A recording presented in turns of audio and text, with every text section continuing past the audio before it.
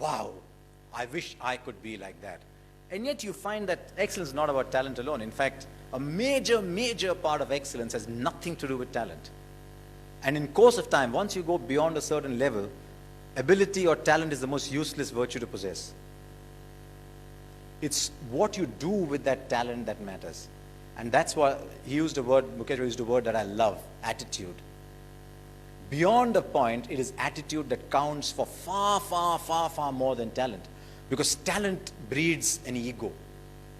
And talent never solves problems beyond a point. And I was fascinated by something that Sandy Gordon said when we were doing a program together.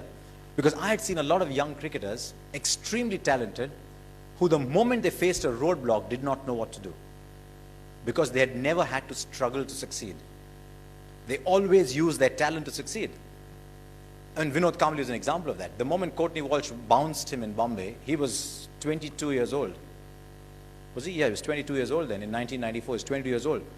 Didn't know what to do, did not play a test match after that. His last test match was when he was 22 years old.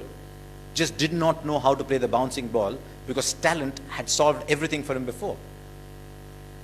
In the Australian Army, when they are, and this is something that doesn't come from sport, but it's something a sports scientist told me, that when they're building an elite core team, they look at your career record, your track record, and if you've never failed, they don't pick you. They don't pick you because they say, if this man experiences failure, will he know what to do? They pick people who failed and bounced back. And that is where your attitude comes through. And, I mean, let's look at excellence. What is excellence about? It's about being in the top 10% in your profession. I mean, I know I'm talking to people who want to be in the top 1%, but there are a lot of ordinary people around us around. So let's say top 10%. Is talent important when you get to be in the top 10%? I mean, everybody in the top 10% will have the same talent, right? So what's your USP? It's what you do with the talent that counts. And unfortunately in our sport, and I think in India as a nation, we're dazzled by talent a great deal. I found that beyond a certain time in sport, as indeed in broadcasting, that your work ethic and your attitude counts from far more than talent. I mean, Tendulkar is a prime example. The moment you say Tendulkar, if I asked you to, if you had one of those things that talk show hosts do, I'll give you a word and you give me a connecting word in one word.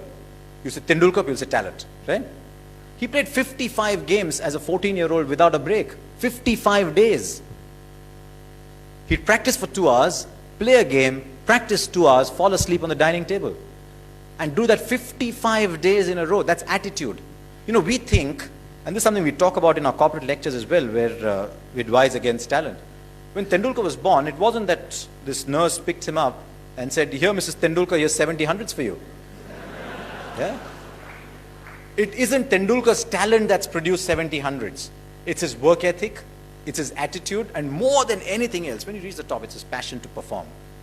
And that counts for far more. The attitude and the passion counts for far more than ability. Ability opens the first door. It might open the second door. It's not going to open the last door for you. Because the guy who's bowling the ball at you has got equal ability as you. He's not going to run up to bowl and say, oh, sorry, you're a genius. Sorry, I'll give you a simple ball. Which is what India's bowlers did in 1948 when they went to Australia. They were so much in awe that they said, we are going to bowl to Bradman. It was understandable in those days. India was dazzled, and you look at talent and say, wow, I wish I